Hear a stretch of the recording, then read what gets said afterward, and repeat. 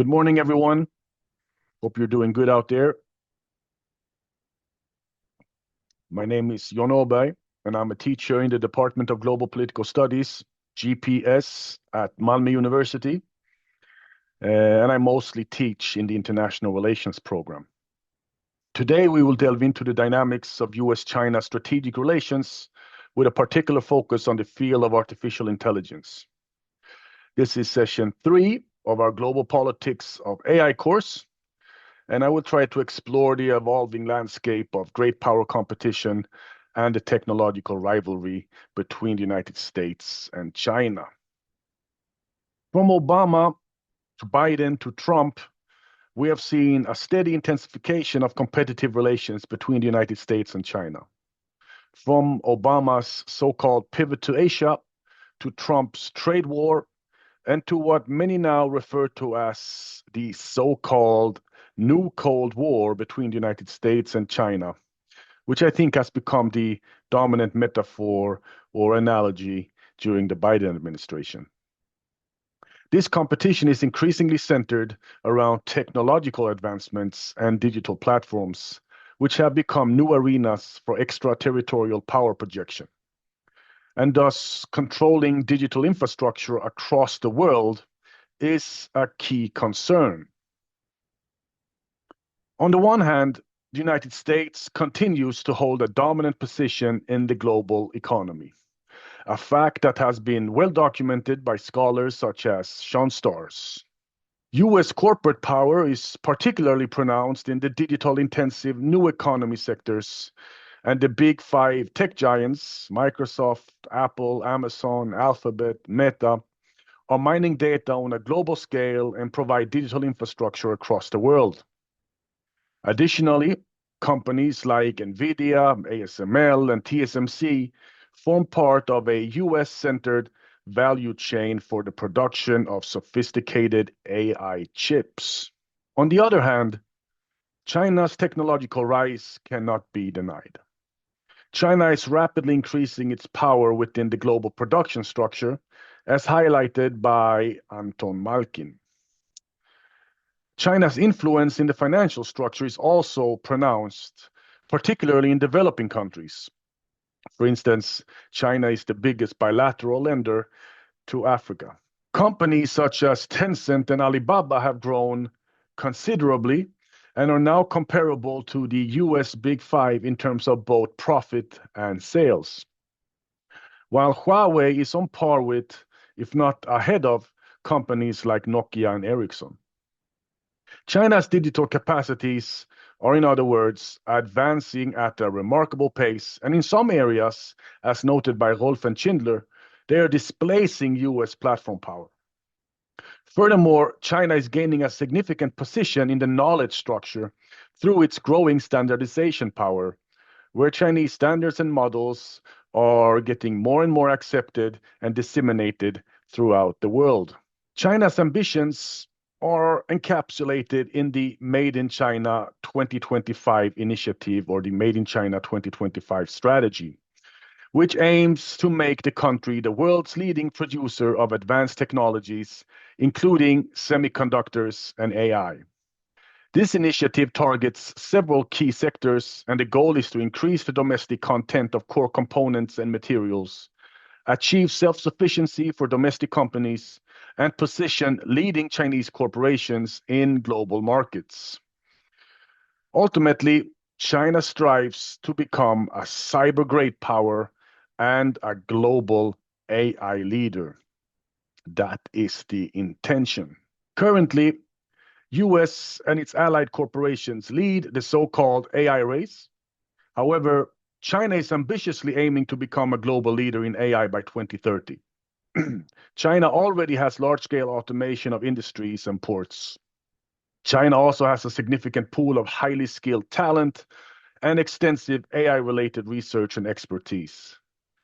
AI is also being deployed throughout Chinese society in various ways, such as through facial recognition, payment technologies, industrial robots, and so on and so on. But perhaps more than anything else, the port of Tianjin exemplifies China's rapid advancements in AI and automation. The port utilizes robotics, 5G, and satellite navigation systems, featuring remotely controlled container cranes and automated electric container trucks. It has an AI and cloud-based dispatching system, which enhances efficiency, reduces energy use, and achieves zero emissions. Another example of China's advancement is industrial robots. China is leading in terms of new installations of industrial robots, significantly outpacing other countries like Japan and United States. In 2022, China installed more than half of all the global installations of robots. These and many other developments has led to the United States having several concerns about China's rise. For one, the United States fears not getting access to crucial resources necessary to power both the digital and the green revolution. Washington fears the global spread of Chinese platforms and tech standards. It fears that China will eventually come to dominate the AI age, and it fears the formation of an alternative political order centered around Beijing. To address these fears, Washington has implemented various measures to contain China's technological advancements. These efforts can be understood in terms of a new techno-nationalist phase of globalization. The US has adopted this techno-nationalist approach by targeting Chinese firms in various ways. Washington is targeting Chinese firms through tariffs to restrict imports, through investment restrictions to restrict China's access to US tech firms, and through export regulations such as the CHIPS Act that aim to restrict China's access to sophisticated AI chips.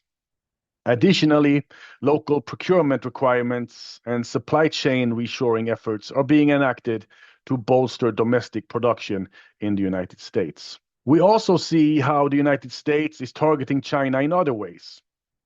The US Interagency Task Force Team Telecom works to prevent Chinese company HMN Tech from building subsea cables, favoring US firm Subcom instead. This involves a combination of incentives and sanctions to influence telecom companies and landing countries.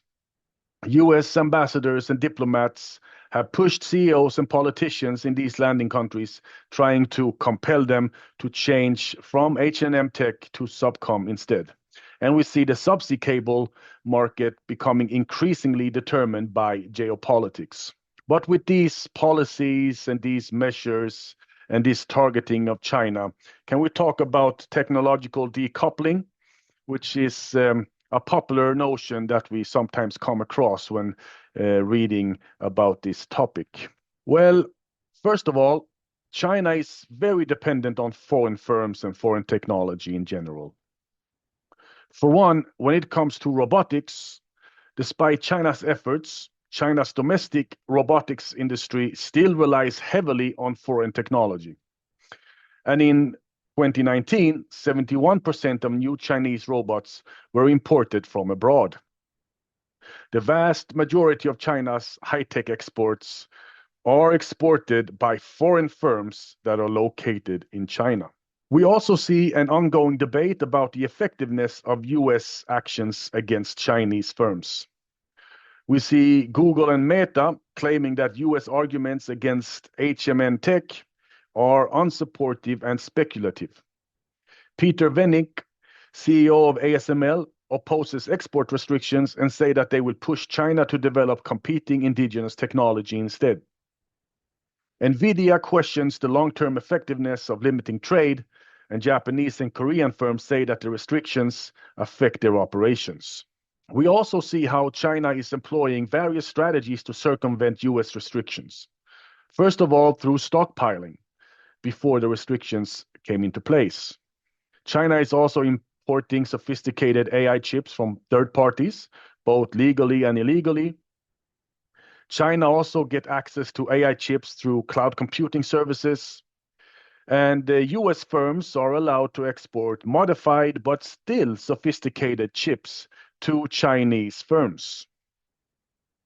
It is easy for SMIC and Huawei to thus evade US entity lists through different technical distinctions and specifications.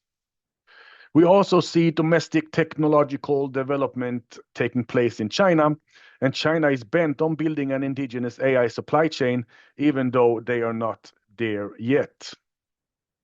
And we also see that China is successfully leveraging its market size to acquire still very sophisticated chips. And the US tech giants, Nvidia and others, they do want to stay in China because the Chinese market is extremely profitable for these companies. And at the same time, we observe this. Let us look at some headlines. Foxconn's biggest Chinese rival wins premium iPhone contract. This we get to know and understand if we read Financial Times. We see Luxshare Precision has capitalized on outbreak of worker protest at Taiwanese competitor's factory. And now a Chinese firm is getting an iPhone contract, not just a Taiwanese firm that is outsourcing assembly to China. We also see that US-China trade year after year defies talk of decoupling as they keep on hitting record highs in their bilateral trade. We also see that China is speeding up approving mutual funds wholly owned by overseas capital to further open the $3.9 trillion market, which is giving tremendous investment opportunities to firms such as Morgan Stanley, JP Morgan, and so on, that now can own 100% of mutual funds in China. Moving production to India or assembly to India is facing some challenges. We also see that Ford is building a new US battery factory, and they will use technology from China. So CATL, the Chinese company that is the world's #1 maker of electric car batteries, is licensing its technology to Ford. And we see good old Charlie Munger arguing that BYD is so far ahead of Tesla that it is almost ridiculous. So while US-China competition is evident, the two economies remain deeply intertwined. The notion of a new Cold War is debatable, as technological containment efforts have not succeeded. And we can also question if technological containment is something that the US is really intending. Nvidia, for instance, remains a dominant provider of GPUs for Chinese data centers and will continue to do so for a very long time.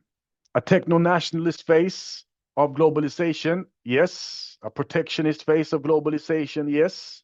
US-China competition, yes. But a new Cold War, technological containment, or technological decoupling, not so sure. And that's it. Thank you very much. Bye-bye.